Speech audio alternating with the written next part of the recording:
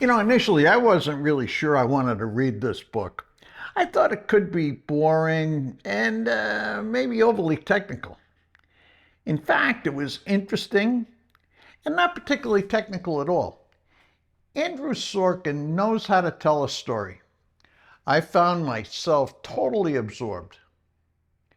Instead of burying us in spreadsheets and graphs, he gives us the Titanic treatment. In fact, he says he modeled the book on Walter Lord's A Night to Remember. So what I mean about 1929, the book, is that it's a narrative history. It reconstructs the disaster through the eyes of the people on the deck while the ship is tilting into the freezing Atlantic. We get a bunch of characters, some heavy hitters, John D. Rockefeller, Jack Morgan, Herbert Hoover, FDR among them, and a lot of other big players that I, quite frankly, had never heard of before. The guy who sort of holds the story of the crash together, who provides the thread, so to speak, is a guy named Charles Sunshine Charlie Mitchell, who was the CEO of National City Bank.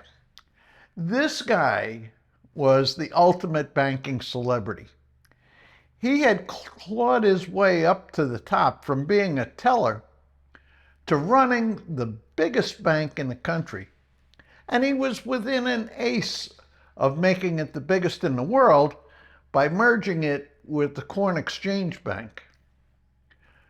But instead, in October of 1929, he found himself staring into a giant flaming dumpster fire, desperately trying to prop up his own stock so that the whole house of cards wouldn't collapse. He was using his stock to buy Corn Exchange. But he was unsuccessful, and the house of cards collapsed, and we got the crash. It's important to note, I think, that the problems faced by the National Bank were not the sole cause of the stock market crash. The crash was the result of a combination of factors. It was a perfect storm of weak regional banks, everybody being buried in debt, and a bunch of experts who had absolutely no idea what they were doing.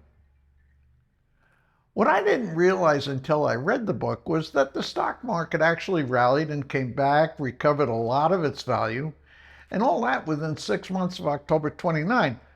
But it was only a sucker rally.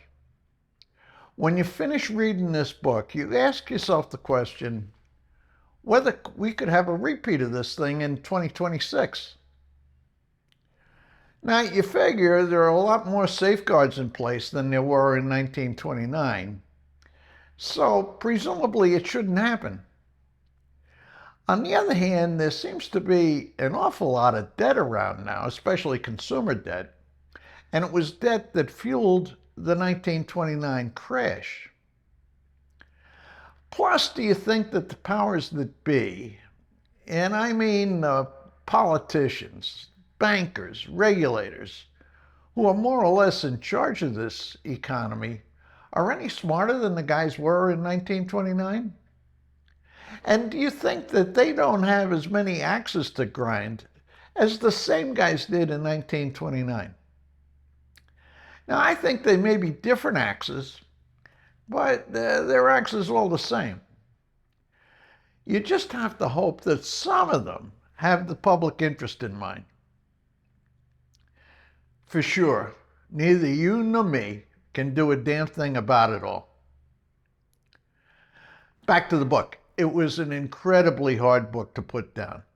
Andrew Sorkin took a century-old tragedy and made it feel like a modern-day thriller.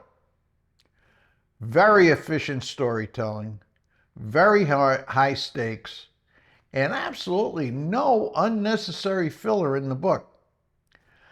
I really enjoyed this. I think you might pick it up. I think you're going to enjoy it too. I'll see you next week.